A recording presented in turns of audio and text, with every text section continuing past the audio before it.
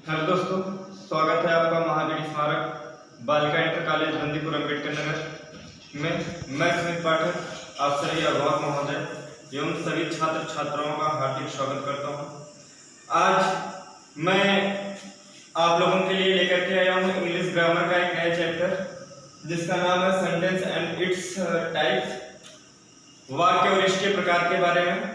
तो इससे शुरू करने से पहले मैं आप लोगों को कुछ बेसिक जानकारी देने की कोशिश कर रहा हूँ और देने जा रहा हूँ। सबसे पहले हम ये जान लें कि इंग्लिश भाषा में अल्फाबेट कितने होते हैं। अगर कोई आपसे पूछ ले कि इंग्लिश भाषा में सर अल्फाबेट कितने होते हैं, तो आप तुरंत बताओगे कि इंग्लिश भाषा में अल्फाबेट जो होते हैं वो 26 होते हैं, लेकिन ये गलत है। हम कहते हैं कि इंग्लिश भाषा में अल्फाबेट की संख्या जो होती है वो 26 ना होकर के बल्कि 1 होती है। 1 क्यों होती है? क्योंकि अल्फाबेट का मतलब होता है वर्णमाला, और वर्णमाला कोई भी लैंग्वेज होगी उसमें वर्णमाला 1 ही होती है। अगर वहीं हम बात कर लें लेटर की, अक्षरों की, तो अगर कोई पूछता है लेटर की संख्या कितनी है, तब आप बताएंगे कि हाँ सर 26 होती है। 26 लेटर का मतलब होता है अक्षर या वर्ड। उसमें अल्फाबेट तो 1 होता है, लेकिन उस अल्फाबेट में लेटर या वर्ड की संख्या जो होती है, अक्षर या वर्ड की संख्या जो होती है वो 26 होती है। अब इस 26 में 5 ओवेल होते हैं। ओवेल का मतलब स्वर होता है, और वे ओवेल कौन कौन से होते हैं? ए, ई, आई, ओ, यू। ये 5 जो हैं वो ओवेल्स होते हैं। बाकी सारे कॉन्सोनेंट होते हैं। कॉन्सोनेंट की संख्या इन 5 को छोड़ करके जो 21 बचती है वो हमारी कॉन्सोनेंट होती है। अब हम जान ले अक्षर, लेटर किसे कहते हैं, अक्षर किसे कहते हैं? तो मुख से निकली हुई वह छोटी से छोटी ध्वनि जिसके टुकड़े ना हो सकें उसे हम क्या कहते हैं? अक्षर कहते हैं। अब इन अक्षरों से मिलकर के बनता है हमारा शब्द। अब बात होती है शब्द किसे कहते हैं, तो जानते हैं 2 या 2 से अधिक अक्षरों का वह सार्थक समूह। 2 या 2 से अधिक अक्षरों का वह सार्थक समूह जिसका कोई निश्चित अर्थ निकलता हो उसे हम शब्द कहते हैं। अब शब्द के बाद नंबर आता है वाक्य का। वाक्य किसे कहते हैं? वाक्य 2 या 2 से अधिक शब्दों का वह समूह जिसका कोई एक निश्चित अर्थ निकले वह वाक्य कहलाता है। वाक्य, और एक चीज ध्यान में रहे कि 2 या 2 से अधिक वाक्यों से मिलने के बाद क्या बनता है? एक पैराग्राफ बनता है। तो आपको पता चल चुका होगा कि अल्फाबेट किसे कहते हैं, लेटर किसे कहते हैं, ओवेल किसे कहते हैं, कॉन्सोनेंट किसे कहते हैं। अब हम बात कर लें सेंटेंस, जो हमारा मेन टॉपिक आज का है सेंटेंस। सेंटेंस किसे कहते हैं? तो किसी भी भाषा में किसी बात को लिखने या बोलने के लिए आपको शब्दों की आवश्यकता होती है। जी हाँ, किसी भी भाषा में आपको किसी बात को लिखने के लिए या बोलने के लिए शब्दों की आवश्यकता होती है। कहने का मतलब है 2 या 2 से अधिक सार्थक शब्दों का वह समूह जिसका कोई निश्चित अर्थ निकले वह वाक्य कहलाता है, सेंटेंस कहलाता है। अर्थात दूसरे शब्दों में अगर हम बात कर लें तो हम कहेंगे शब्दों का ऐसा समूह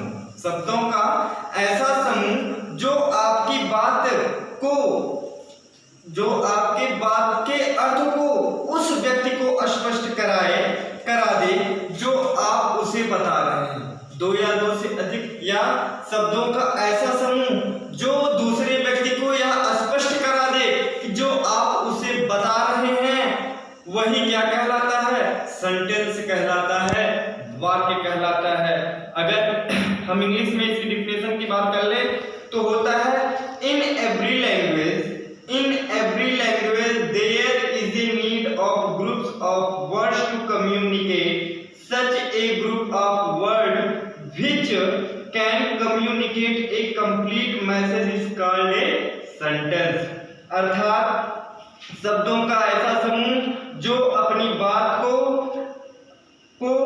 क्या करे? उस व्यक्ति को स्पष्ट करा दे जो आप उसे बता रहे हैं या पूछ रहे हैं, सेंटेंस कहलाता है। तो अब हम आते हैं उसके बाद classification. First sentence and it's type में क्लासिफिकेशन फर्स्ट वर्गीकरण पहले के बारे में हम जानेंगे। सेंटेंस को दो क्लासिफिकेशन में बांटा गया है, क्लासिफिकेशन फर्स्ट और क्लासिफिकेशन सेकंड। अब हम पढ़ेंगे क्लासिफिकेशन फर्स्ट के बारे में, वर्गीकरण एक के बारे में। तो चलिए शुरू करते हैं क्लासिफिकेशन फर्स्ट। असर्टिव और डिक्लेरेटिव सेंटेंस में हम आते हैं स्वीकारात्मक एवं कथनात्मक वाक्य में। स्वीकारात्मक वाक्य क्या होता है? ऐसा वाक्य जिसे हम क्या करें, स्वीकार कर लें, जो हकीकत हो, जिसे माना जा सके, उसे हम कहते हैं असर्टिव सेंटेंस और डिक्लेरेटिव सेंटेंस कहते हैं। जैसे अगर हम बात कर लें कि महात्मा गांधी को राष्ट्रपिता के नाम से जाना जाता है, अगर हम बात कर लें कि महात्मा गांधी को राष्ट्रपिता के नाम से जाना जाता है, तो ये सही है, हकीकत है, माना जाता है। तो इस तरीके का वाक्य जो होता है वो हमारा असर्टिव सेंटेंस का होता है। अगर हम कह दें Shri Narendra Modi is the prime minister of India, Shri Narendra Modi is the prime minister of India, तो ये भी क्या है, सही है, क्योंकि भारत के प्रधानमंत्री जो हैं वो हमारे नरेंद्र मोदी जी हैं। तो इस तरीके के वाक्य जो होंगे वो हमारे असर्टिव सेंटेंस होंगे। चलिए आते हैं दूसरा इंपरेटिव सेंटेंस पे, आज्ञासूचक वाक्य। ऐसे वाक्य जिनसे ये पता चले कि हम किसी को आज्ञा सुझाव दे रहे हैं, वो क्या होता है, इंपरेटिव सेंटेंस होता है। जैसे अगर हम बात कर लें यू मे सिट डाउन, अब तुम्हें बैठ जाना चाहिए, गो देयर, चले जाओ, ठीक है, या सिट देयर। ऐसे वाक्य जिसमें क्या हो, आज्ञा सुझाव आदि प्रकट हो, वो हमारा होता है इंपरेटिव सेंटेंस।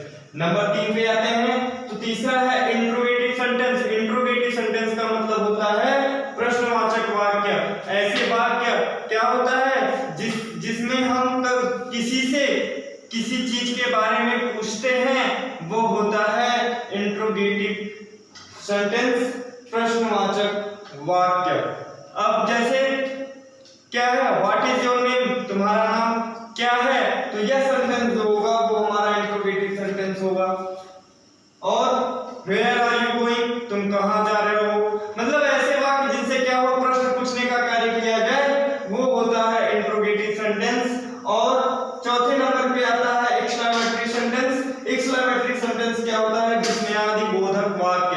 विस्मयादिबोधक वाक्य में क्या होता है, जिससे हमारे मन की, हृदय की भावनाएं अति तीव्र हो जाती हैं, उसे हम एक्सक्लेमेशन मार्क कहते हैं। ऐसा कब होता है, जब हमें अत्यधिक खुशी, अत्यधिक दुख आदि भावों का हमें महसूस होता है, आदि भावों को हम महसूस करते हैं, तब वहां में क्या होता है, एक्सक्लेमेटरी सेंटेंस होता है। जैसे कहते हैं ओ माय गॉड, ठीक है, इस तरीके के वाक्य, अलास, ठीक है, जब कोई आकर के हमसे कुछ कहता है, ऐसी बात जैसे मान लीजिए कह दें अरे उसका एक्सीडेंट हो गया, तो इस तरीके के वाक्य में जो हमारे मन की भावनाएं होती हैं वो अत्यधिक तीव्र हो जाती हैं। तो इस तरीके के वाक्य जो होते हैं वो हमारे एक्सक्लेमेटरी सेंटेंस के होते हैं।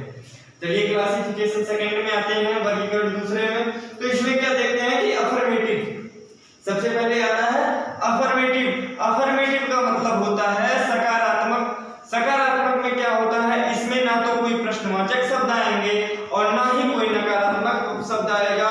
जैसा शब्द आएगा वो बिल्कुल सीधा होगा, तो उसे हम कहते हैं अफर्मेटिव। जैसे राम एक अच्छा लड़का है, Ram is a good boy, तो ये अफर्मेटिव सेंटेंस होगा। वही बात करें नेगेटिव सेंटेंस की। नेगेटिव सेंटेंस में नेगेटिव का मतलब होता है नकारात्मक। नकारात्मक वाक्य में क्या होता है, जब किसी बातों को क्या होता है, नकारा जाता है, या जिसमें ऐसे वाक्य जिसमें नहीं, कभी नहीं आदि शब्दों का प्रयोग हो, तो वो सेंटेंस जो होता है वो नेगेटिव सेंटेंस होता है। जैसे राम एक अच्छा लड़का नहीं है, Ram is a not good boy, Ram एक अच्छा लड़का नहीं है, तो इस तरीके का वाक्य नेगेटिव होगा। तीसरा इंट्रोगेटिव सेंटेंस। इंट्रोगेटिव का मतलब होता है प्रश्नवाचक। प्रश्नवाचक क्या होता है, जब हम किसी से कुछ पूछते हैं, किसी चीज के बारे में पूछते हैं, जैसे वेयर आर यू गोइंग, अभी हमने बताया तुम कहां जा रहे हो, तो इस तरीके के जो वाक्य होंगे वो हमारे इंट्रोगेटिव होंगे, प्रश्नवाचक होंगे। और उसके बाद चौथे नंबर पे आता नकारात्मक वाक्य। ऐसे वाक्य जिनका प्रयोग क्या है, प्रश्नवाचक शब्द भी उसमें रहेंगे और उसके साथ साथ नहीं शब्द का प्रयोग हुआ होगा, तो वो हमारा होगा इंट्रोगेटिव नेगेटिव सेंटेंस का। तो इसी के जैसे क्या आप दिल्ली नहीं गए, इस तरीके के वाक्य जब आपको मिलेंगे तो वो आपका होगा इंट्रोगेटिव नेगेटिव सेंटेंस। इसी प्रकार से आज हम अपनी वाणी को विराम देते हैं और